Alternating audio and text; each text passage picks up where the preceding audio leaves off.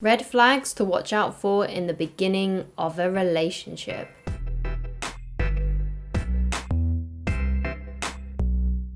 Hi guys, my name is Christine and I'm a dating, relationship and personal development coach. And today I'm talking about the red flags you need to watch out for at the beginning of a relationship. But before we get into this video, please leave a like on it and please do subscribe if you haven't done so already. And if you have any tips or advice yourself, then please do leave them down in the comments.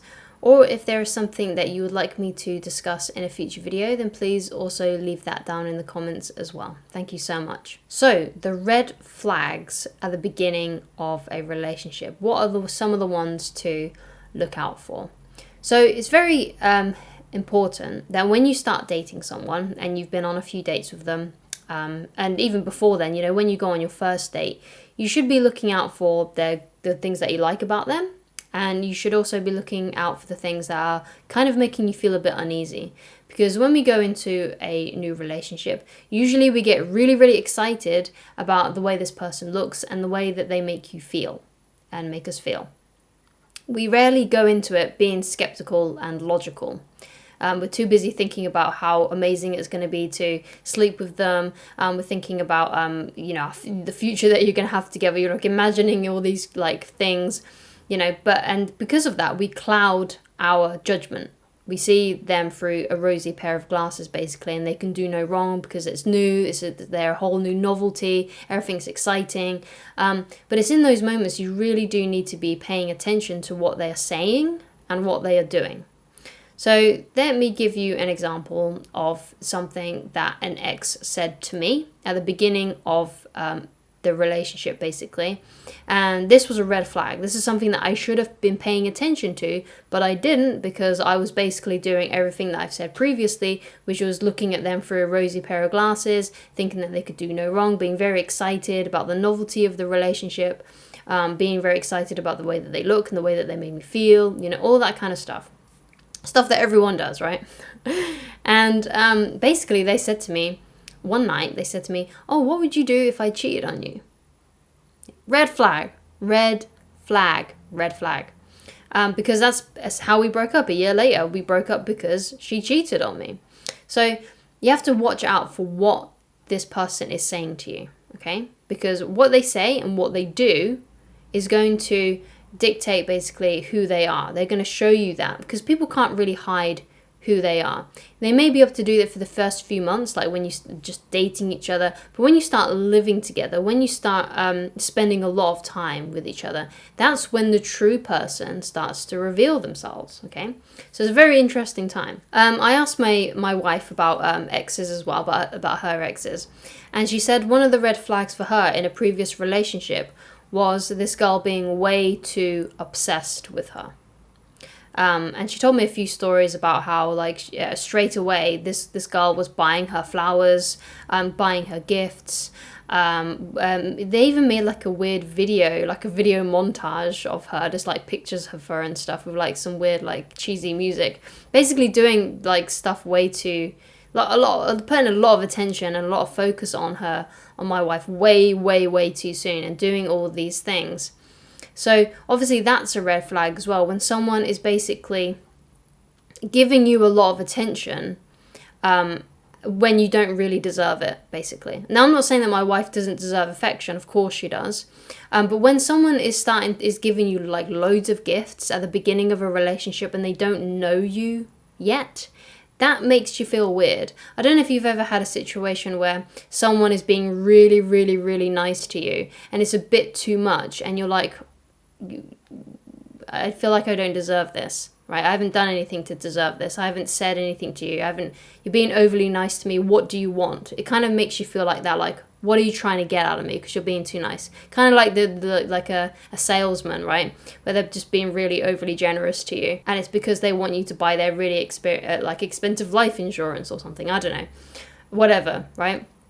And it makes you feel uneasy. It makes you feel uncomfortable because you know inside that you haven't done anything to deserve all of this attention. So that's another red flag. And I see a lot of people who come to my videos who have actually done those kinds of things where they've been overly nice to someone who they're not even in a relationship with yet. And that's kind of why that kind of dissolves because they were being way too nice to someone who hadn't yet deserved it. This is why it confuses a lot of, let's say, especially feminine women, when they get people coming to them saying that they're in love with them. And it's like, whoa, you don't know me yet. That's why that rarely works. That's why you should never say to someone that you're in love with them when you're not even in a relationship yet, and you haven't even gone on one date with them, and you've just, that's how people get friend zoned, by going from that 0 to 100 too fast. And then the person has to put them in friend zone because they're like, well, sorry, I can't give you these feelings back because I'm not in love with you, and you're telling me that you're in love with me, and we haven't even gone on one date. It's too much. So that's something else. If someone is being overly nice to you, kind of obsessing over you basically, and you've done nothing to actually, and you haven't even got into a relationship yet. There's something else that I read. I don't know if it was, I don't know if someone sent me an email about this. I can't quite remember. Obviously, I won't give too many details because obviously this is someone's private information and private story. But they went on a date with someone, and basically straight away they were looking through this person's phone. Like, they wanted to have the phone and look through their messages and their other Tinder dates and stuff, and who they'd been on dates with and things like that, to see the competition and stuff like that. So that's obviously another. If someone grabs your phone and wants to look through your phone on the first date, or on even in just the first couple of dates, that's a red flag as well. That shows that they are very insecure and quite obsessive, I would say, as well. It's almost like they can't trust you to begin with. So if they're acting that way, then don't already trust you, and yet they don't already know you, then there's going to be a lot of problems that's going to come up in the future if they can't help but look through your phone and see who else you're talking to. Now, obviously, it's kind of sad because perhaps someone in the past has made them distrust other people, but that's not your job to fix, okay? So if you go on a date with someone and it's clear that they have a lot of issues, don't try and pretend to be the white knight and you're going to save them. They need to fix their own issues. You are not there to fix them. They're not a fixer-upper. Okay, you never treat someone as if you're going to fix them and make them better, because first of all, that person has to want to change to do that. It's like the joke, how many psychiatrists does it take to change a light bulb? Just one, and the light bulb has to want to change, right? So it's very unlikely that most people actually do want to work on themselves and change, which is why I always talk about the importance of you working on yourself and trying to design a life that you really, really want to live, to have the best quality of life that you possibly can live, to work on your hobbies, to work on your dreams, to work on your goals. And the reason why I put an emphasis on that is because not many people do that.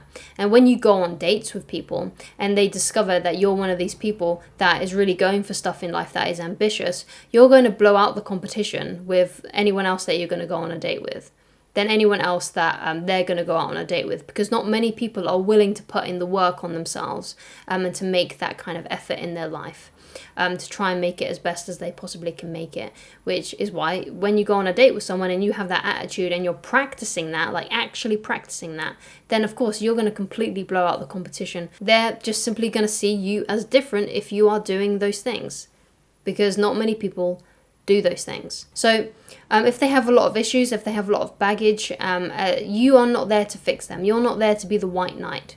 Okay, they have to resolve their own issues by themselves. Okay, and you might decide, well, that's fine. I don't, if perhaps they are working on their issues, or perhaps you don't mind being with someone like that. Then that's fine. Then, you can be with whoever you want to be with. If you want to be with someone who has a lot of issues for whatever reason, then of course, be with that person. But if you're like me and you don't really want to have someone who has a lot of issues, a lot of baggage that they need to deal with, a lot of emotional issues, and basically a lot of drama, then you're obviously also free to walk away from that person. I made a video on how to attract the right partner, and basically that video is like a little workshop that can help you attract the right person and know the right person to look for. So when you go on dates, you know the kind of person that you're looking for, because sometimes we just go on dates because of like, oh, this person looks great on Tinder, they're cute, that's good enough for me, I'll go on a date with them. And then you end up going on the date with them and you're really attracted to them, and then you keep on going on dates with them because you're attracted to them, but then you've completely ignored all of the red flags.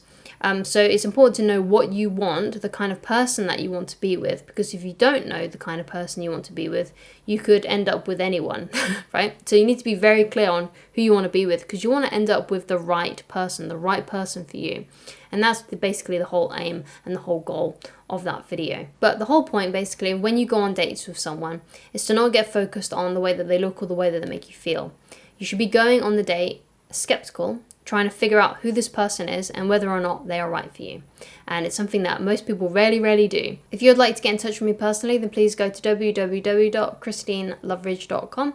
On the shop page of that website, you'll be able to find a free PDF download. And that PDF is a dating and relationship manual. And if you do read it and you have any critiques or anything that you think I should add to it, then please let me know so I can make it the best product possible for those people that want it. Thank you so much. Goodbye, guys.